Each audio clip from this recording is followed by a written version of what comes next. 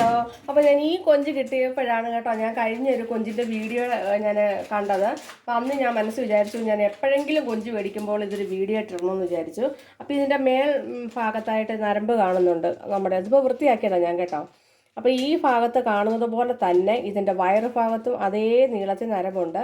ഇതാരും എടുക്കുന്നത് ഞാൻ കണ്ടിട്ടില്ല, അതുകൊണ്ടാണ് ഞാനിപ്പോൾ ഇത് കാണിക്കുന്നത്. അപ്പോൾ എന്തോ ഇതിന് ഫ്രൈ ചെയ്യാൻ പോയി. 1/2 കിലോ കൊഞ്ചുണ്ട്. പക്ഷേ ഉള്ളി പൊളിച്ചൊക്കെ വന്നപ്പോൾ അത് ഇച്ചിരി ഉള്ളൂ കേട്ടോ. ഞാൻ തൂക്കത്തിൽ കുറഞ്ഞാന്നൊന്നും അറിയത്തില്ല. അപ്പോൾ ഞാൻ കുറച്ച് മുളക് പൊടി ഇടാൻ പോവാം. ഇച്ചിരി മുളക് പൊടി ഇടുന്നുള്ളൂ. ഇഞ്ചി വെളുത്തുള്ളി പേസ്റ്റ്, അതിൻ്റെ സ്പൂണ് കണ്ടില്ല, അപ്പോൾ ഞാൻ സ്പൂണൊന്ന് തപ്പി പിടിച്ചുകൊണ്ട് വരാം. അത് ഒരു ശകലം അതിട്ടു. ഇച്ചിരി മഞ്ഞൾപ്പൊടി, ഇച്ചിരി മസാല, ഇത്രയേ ഉള്ളൂ കേട്ടോ. ഇതെല്ലാം കൂടെ പെരട്ടി അങ്ങ് വെക്കാൻ പോവാം. ഉപ്പിട്ടില്ല.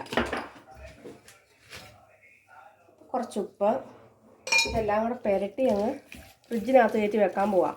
അപ്പം നല്ല ആവശ്യത്തിന് എടുത്ത് ഫ്രൈ ചെയ്തെടുക്കാമല്ലോ. ഇത് ചിലരിത് വേവിച്ചിട്ട് ഇത് മസാലയൊക്കെ പുരട്ടി വെക്കും. അപ്പോൾ ഫ്രൈ ചെയ്യുമ്പോൾ അത് എന്താ പറയുന്നത്, ഭയങ്കര കട്ടിയായിട്ട് തോന്നുന്നുണ്ട്. അപ്പോൾ ഇങ്ങനെ ഫ്രൈ ചെയ്യുമ്പോൾ നല്ല സോഫ്റ്റ് ആയിട്ടിരിക്കും. അതുകൊണ്ടാണ് ഞാൻ ഇങ്ങനെ വെക്കുന്നത്. ചേരുവകളൊക്കെ ഞാൻ കുറച്ച് ഇട്ടിട്ടുള്ളൂ. ഇവിടെ എരിവൊക്കെ വേണ്ടാത്തവരാ.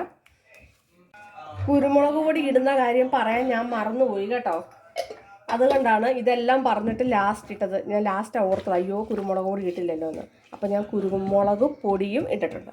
അപ്പം നിങ്ങൾക്ക് ഇഷ്ടപ്പെട്ടെങ്കിൽ, ഈ വീഡിയോ ഇഷ്ടപ്പെട്ടെങ്കിൽ ഒന്ന് ലൈക്കും ഷെയറും ചെയ്തേക്കണേ കേട്ടോ. ഞാൻ ഇതുവരെ അങ്ങനെയൊന്നും പറഞ്ഞിട്ടില്ല, അതുകൊണ്ട് ഇന്ന് ഞാൻ അങ്ങനെ പറയുക. ഓക്കെ.